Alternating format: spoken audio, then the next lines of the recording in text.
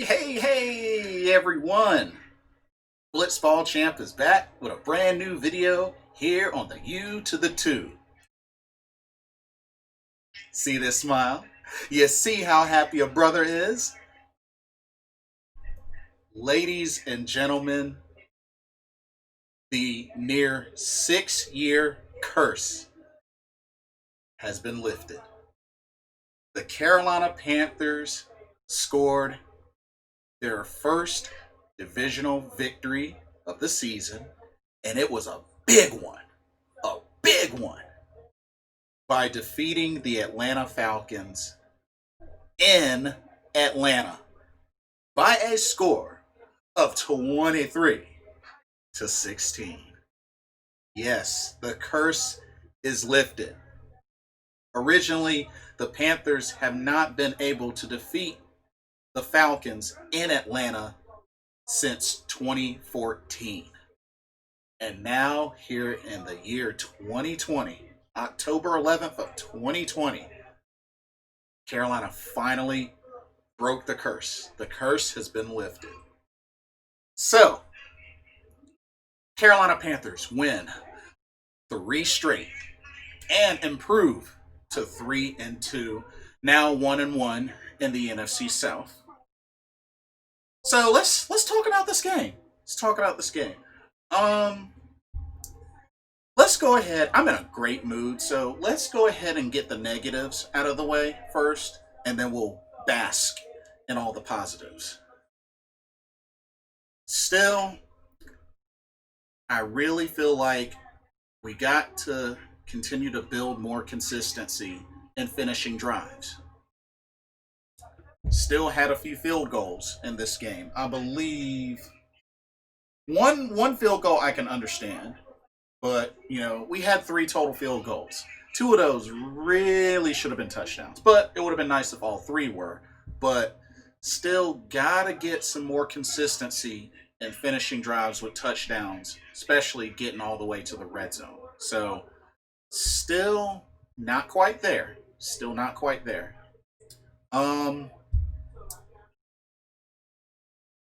Defense.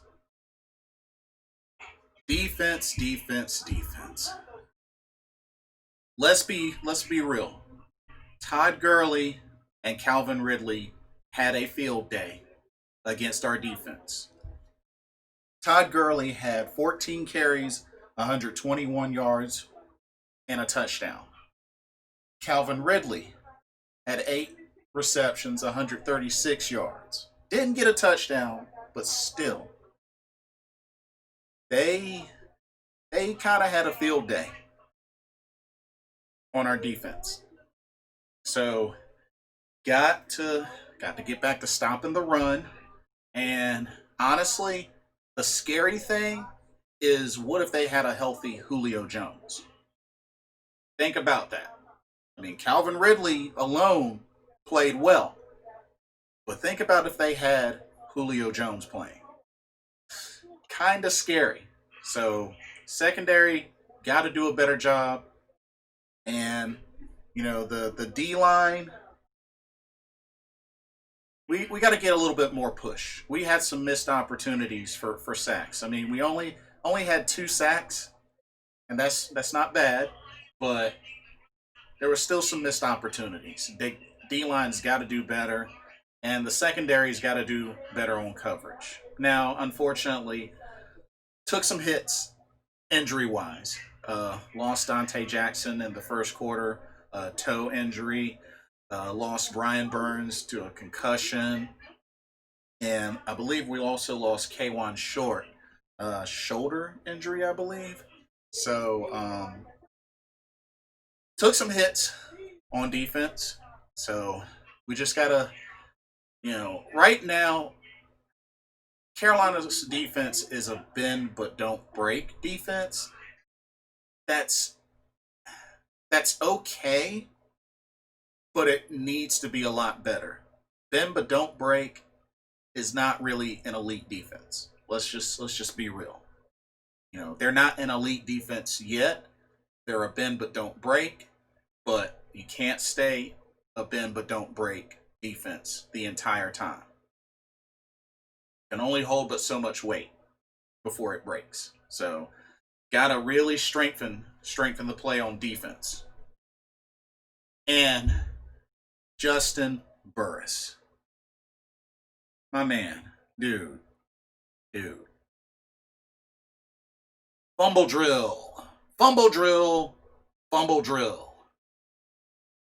Dude, you gotta get that fumble recovery. You gotta fall on the ball. I'm sorry, but just you're all by yourself. Fall on the ball. Like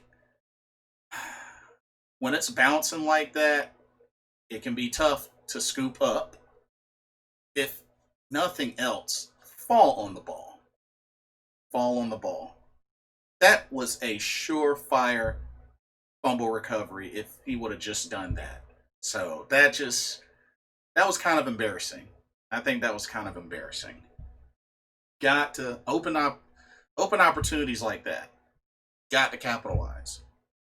And the only other negative thing to shift back over to the offense. Teddy Two Gloves. Dude. There were at least 2 plays where DJ Moore was wide open to the point where if you got him the ball, if you would just look his way and threw him the ball, those are 2 touchdowns right there. He would have had 3 touchdowns today. Guaranteed. Guaranteed. If you had thrown him the ball on those 2 missed opportunity plays where he was wide open, nobody around, nobody has a chance of catching him. Especially as he showed on that 57-yard touchdown run after the catch. You can't miss opportunities like that. Because realistically, this offense should have been able to put up 40 points this game. They should have been able to put up 40 points this game. I'm just being real. They should have obliterated Atlanta on the offense.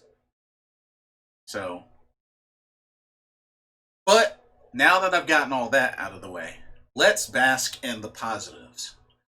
First, the offensive line for the second straight game did not give up a sack. Good protection, opened up some holes. Offensive line, with a Russell Okung coming back. I know they didn't have him last game. They had switch some things up, but this offensive line is really showing its depth. It's really showing its depth. So I'm just very pleased with the offensive line. And honestly, if the way this is going keeps going, they could potentially have a top 5 to a top 10 offensive line in the league. It's very possible. It's very possible. They are doing a good job protecting and giving Teddy Two Gloves plenty of time and have been opening up some good holes for some runs in the run game. So definitely got to give shout out to the Carolina offensive line. Y'all are doing a great job. Keep that up. Keep that up. Next, Teddy Two Gloves taking good care of the ball. 27 out of 37, 313 yards, and 2 touchdowns. Oh yeah.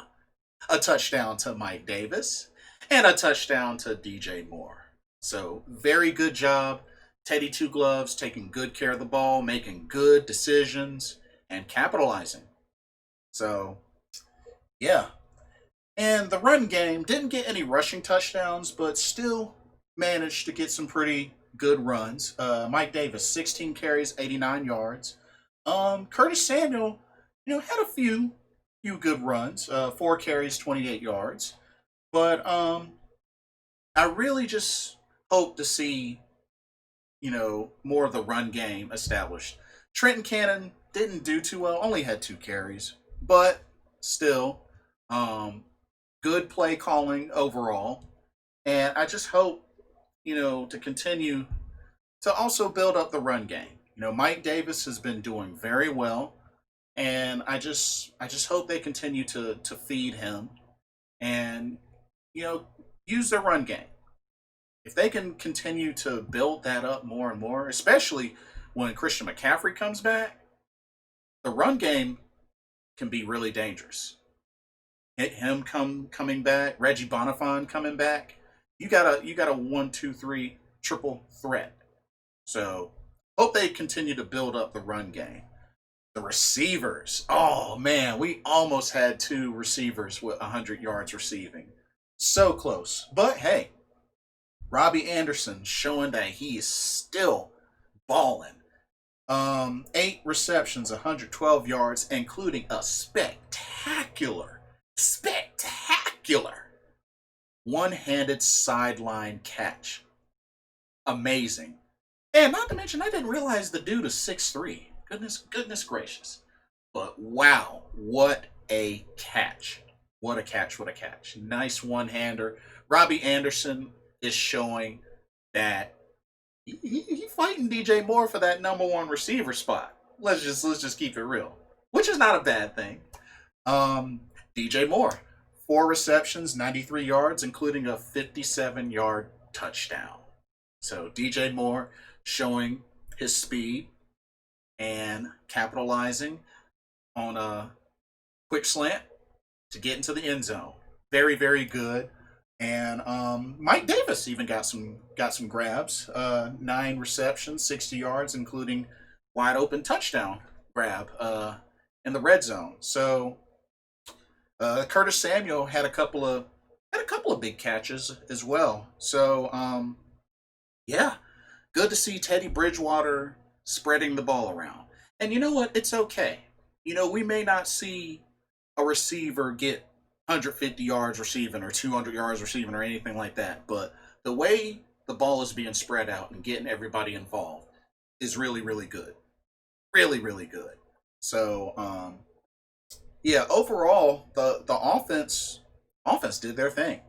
Offense did their thing. Defense. Um, they didn't break.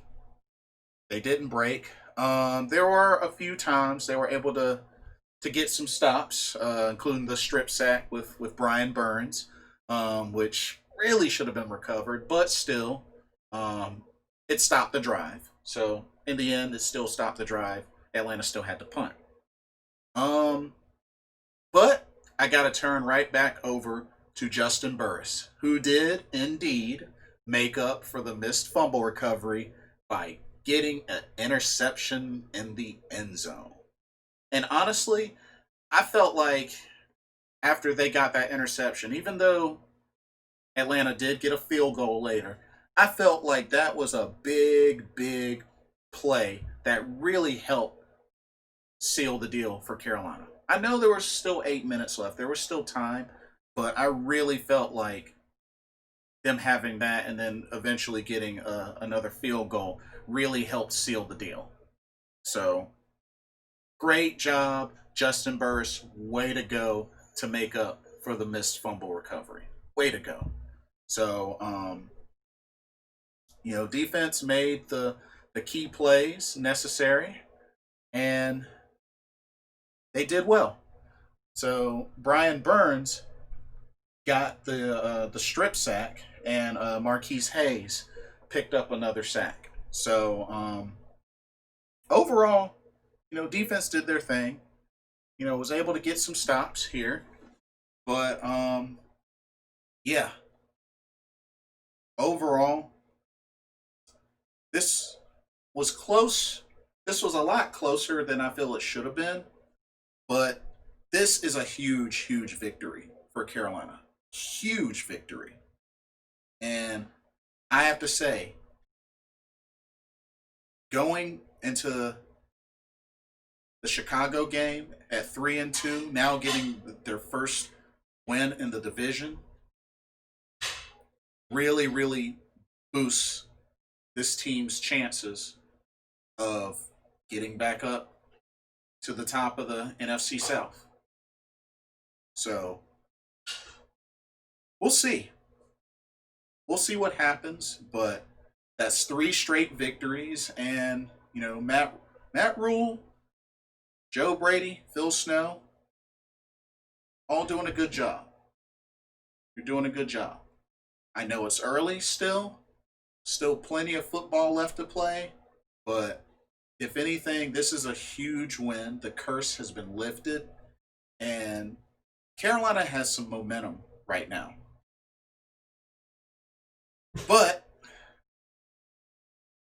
we enjoy this, and then it's on to the next game, and that's back at home against the Chicago Bears. And of course, they recently defeated the Bucks, and the Bears are 4-1 right now. The Bears are good. The Bears are going to be dangerous. And as a matter of fact, the last time Carolina played the Bears, the defense mollywopped Carolina's offense. It was a low-scoring game, but the defense of Chicago tore Carolina to shreds. So we'll see what happens. But great victory on the road in Atlanta. Great job, guys. Let me know what y'all's thoughts are. What did y'all think about the game? But yeah, this is huge. This is really, really huge. Anyway, like, comment, subscribe. Be sure to hit the notification bell so you don't miss a video. And thank y'all so much for watching. This is Blitzball Champ Jason Ingram signing off. Everybody have a blessed week. See ya.